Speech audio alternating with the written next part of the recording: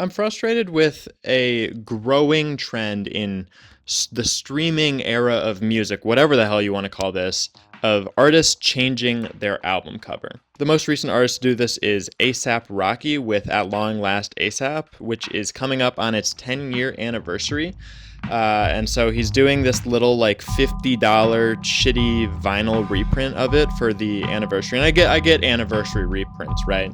To commemorate the album, to like give the album space to recognize it again, right? And it is a really good album. But you didn't have to fuck up the original cover. What is this shit? None of the artists that are doing this are doing it long term, right? It's just like a shitty like 2, 3, 4 month promo. But I still have a problem with that. Because album covers are important. And I think more important to music than any other associated like promotion media is to that respective medium. You don't care so much about a movie trailer or a movie poster, even an official movie poster, as much as you would about an album cover 5, 10 years in the future. And I think that's because a movie has a visual component already. But with music, all you are getting in the like core art of it is the actual sound. To try to represent that sound visually is very difficult, but also very, very, very interesting. This is Saba's Bucket List Project, an album he dropped in 2016. It's one of my favorite albums of all time and one of my favorite album covers of all time. If you don't know, Saba is a alt-conscious-y Chicago rapper, started around 2010 and still going through 2025. He dropped From the Private Collection of Saba and No ID in March. I really like this album, not as much as some of his previous stuff, but I still thought it was really good. Anyways, Bucket List Project is generally, as the title implies, about the progression of Saba through his hopes and dreams and all sorts of things, his aspirations to become a professional artist, to become a professional rapper. It's both something that is aspirational, that is very dreamy, but also very tangible. It is things that you want to do but have not done yet. And I think nothing exemplifies that duality between groundedness and like aspirationalness, dreaminess, as the West Side Bound series. West Side Bound has a double meaning in it. It's bound for the West Side, bound for California, for LA, to actually have a professional career as an artist in LA, but also bound to the West Side, as in the West Side of Chicago, where Saba is from. And so coming back to the album cover, there's this absolute like visual foreground, midground, background texture beauty going on. But even before that, look at Saba.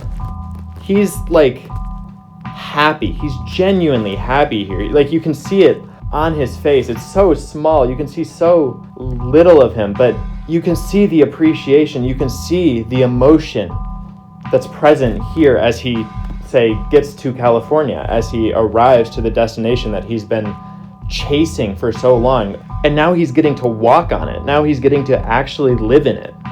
So you can imagine my surprise when one day as I was pulling up a song to listen to off of this album that's absolutely sacred to me. And there's this shit. What the fuck is this? Well, it's a callback to his 2014 album, Comfort Zone, which about a year ago got re-released, or rather got released for the first time on Spotify. And this is to kind of commemorate it, but more to advertise it, more to call attention to it, to show that this thing is now on Spotify. And I get it. As an artist, you want to have these things fully present. You want your audience to know everything that you've ever done because of how much work you've put into every single little bit. But these things simply already have their meanings set in stone. That album already happened, and you, in my mind, simply cannot do that. That something like that is sacred. The circles fit like perfectly on Comfort Zone, but that's because they were designed to. That's where they come from. They should stay over there because these things are simply separate works. You're approaching something that already has an established meaning and changing that not to like bolster the meaning of your current album, but just to fucking promote it. Lil Uzi did this to all of his albums as well to promote the Eternal A Take 2. With Comfort Food, I was objecting because it was like still imprinting itself. It wasn't so much of a visually impactful change.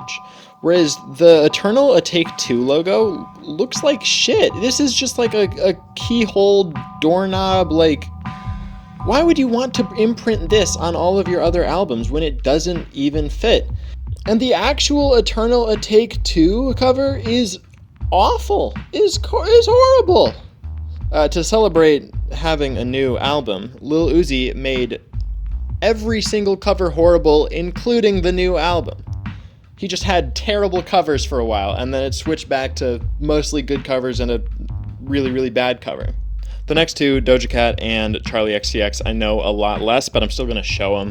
In 2023, Doja Cat released Starlet, and then to promote it, turned her other album covers red, I think. I can only find the Planet Her album getting turned red. I couldn't find any other examples. There might be others. If not, I don't really care. This is a travesty enough. And then Charli XCX did it as well to promote Brat. I'm not a Charli XCX fan. I'm not a hater either. It just doesn't like click for me. But if I was a Charli XCX fan and I got pissed that all the covers just like changed overnight and we're gonna stay that way for 3-4 months, and then Charli says, "No, I'm not gonna change them back. There's gonna be a big important reason. There's gonna be a very intentional reason when I change them back." I would be mad. I would be really frustrated if I saw this and I was a Charli XCX fan. There's no special intentionality behind this promotional move that will affect the meanings of the albums, and to pretend like they do, to see that kind of just like cast over everything is really, really annoying to me. Again, I'm not too pressed because I'm not a Charli fan, and so it's not really my role to say, but I would be very frustrated. To close out whatever this video is, I want to talk about the discography and the album covers of Tyler, the Creator. I choose Tyler in particular because he has phenomenal album art and because he understands that his albums are distinct. He has a different sound from album to album. Still the same person there, right? Still a lot of similarities, but there's a different aesthetic, a different sound from album to album, and the album covers match that. This quality of any given artist's discography is a significant part of what would make that artist great.